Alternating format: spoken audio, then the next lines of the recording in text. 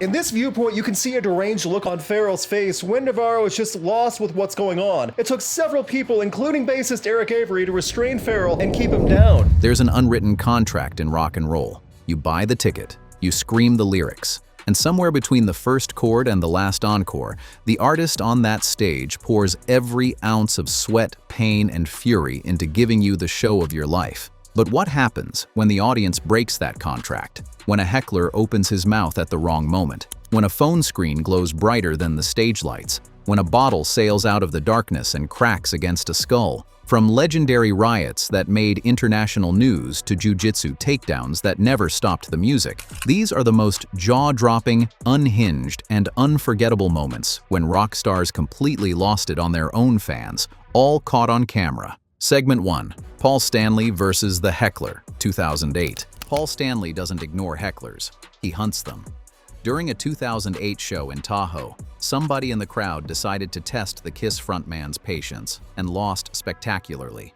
Stanley stopped the music dead, locked eyes on the guy, and delivered one of the most brutal verbal eviscerations in concert history. "That's right. I fucked your mother. Say hi to your dad." Say hi to your dad. The crowd erupted. Security moved in. The fan was escorted out while 10,000 people laughed him into oblivion. That's the thing about heckling a man who spent 40 years commanding stages in 7-inch heels. You don't rattle Paul Stanley.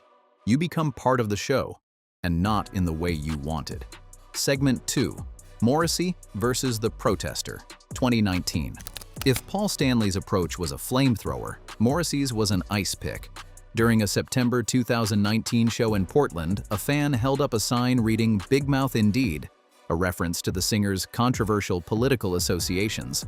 Morrissey didn't yell. He didn't curse.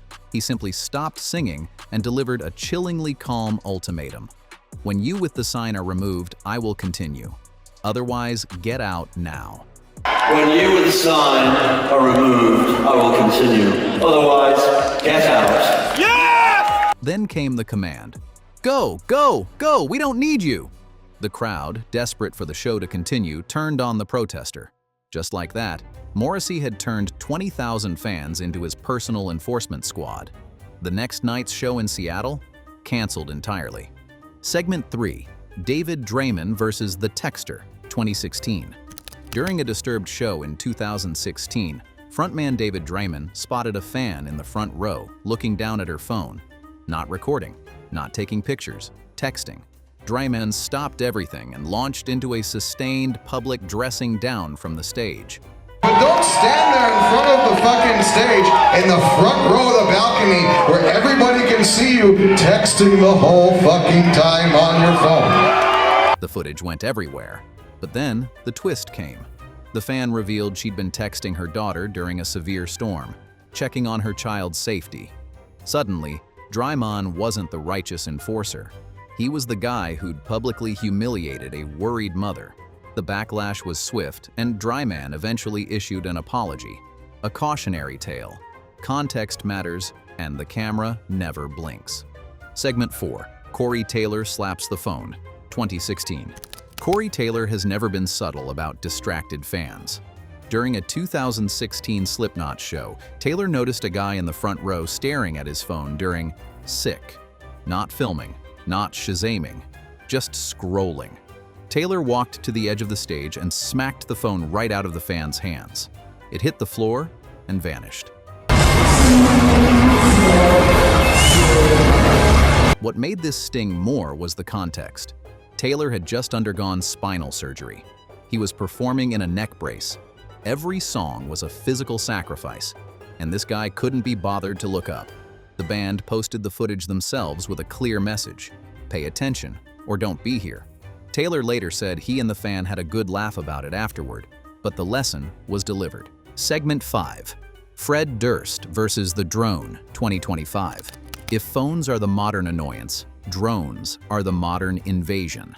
August 2025, Istanbul.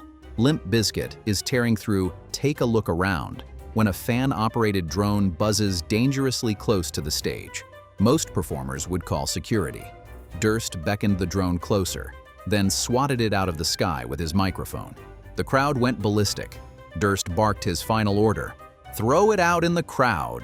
The footage became a global meme overnight. There's something deeply satisfying about watching a nu metal icon physically destroy a piece of modern technology mid-performance. Rebellious, reckless, and perfectly on brand for a guy who built his career on chaos. Segment 6. Ronnie Radke's Inflatable Redemption, 2025. Back in 2012, the Falling in Reverse frontman was charged with assault after throwing heavy mic stands into the crowd, injuring multiple fans. It was one of the ugliest moments in recent rock history. Fast forward to 2025. Warped Tour, Long Beach.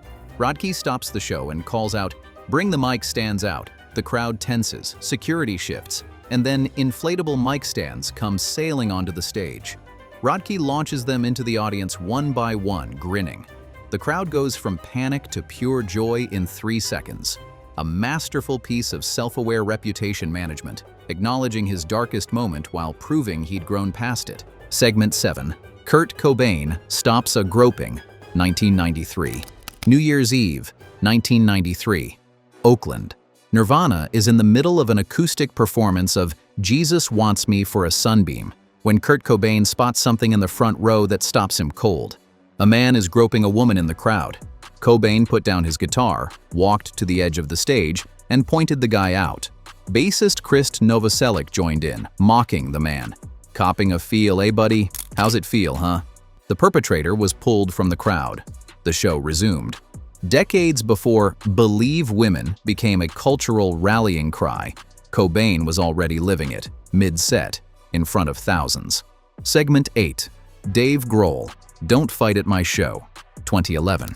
During the 2011 iTunes Festival, Dave Grohl spotted a fight breaking out in the crowd, and his reaction was volcanic. He stopped the song mid-chorus and unleashed one of the most legendary rants in concert history. "You don't fucking fight at my show, you a-hole. You come to my show and fucking dance." Security pulled the fighter out. The crowd roared. That footage has been viewed millions of times since. Grohl's shows are the rare rock environment where the frontman's rage isn't born from ego. It's born from the genuine belief that every person in that room deserves a good time. And if you threaten that, he will end you from the stage. Segment 9. Bruce Dickinson vs. the Bully, 2024. Iron Maiden's Bruce Dickinson is a licensed pilot, best-selling author, and championship fencer. In 2024, he proved he's also the last guy you want to mess with if you're bullying people at his shows. During a performance, Dickinson spotted a larger fan physically pushing around smaller fans near the front. He stopped the music and pointed. "You are the problem here. Why don't you pick on someone your own size?" When the fan tried to defend himself, claiming a girl had pinched his arm, Dickinson delivered the knockout. "If your arm was a little less meaty, she wouldn't have been able to pinch you. Get out of there." He even called out the venue's bouncers for being too scared to handle the man. Not a meltdown. Crowd control with surgical precision. Segment 10. Sebastian Bach's Bottle Riot, 1989. December 1989. Springfield, Massachusetts.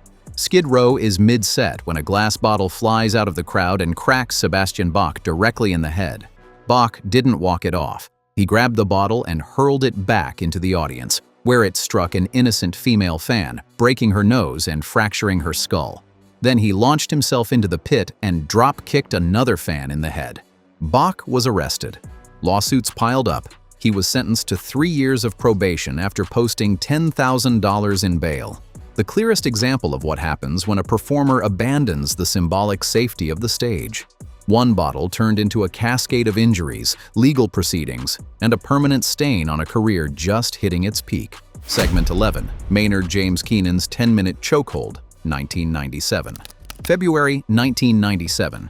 London, Astoria.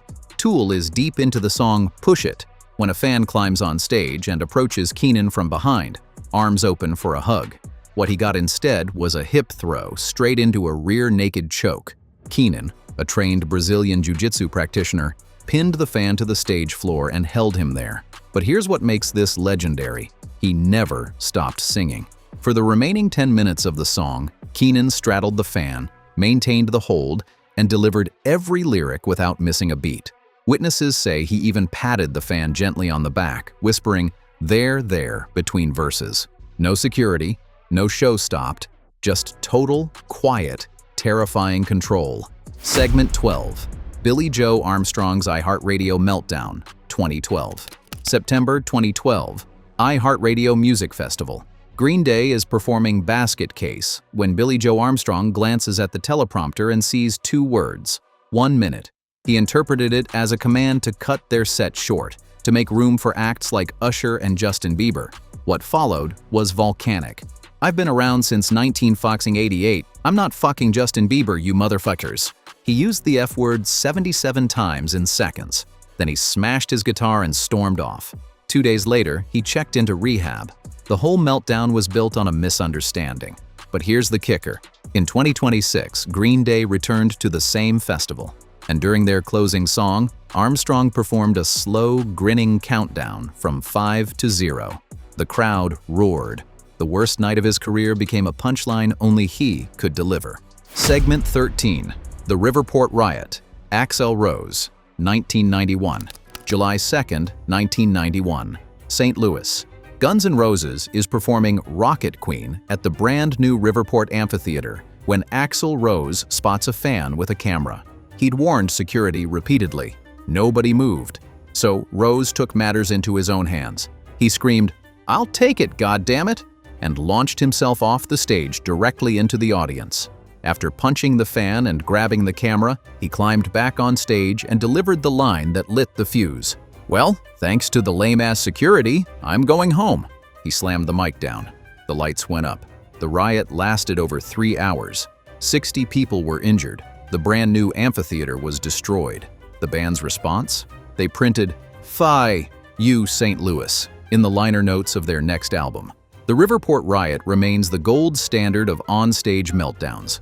1 camera, 1 leap, 1 microphone drop, and the most expensive temper tantrum in rock and roll history.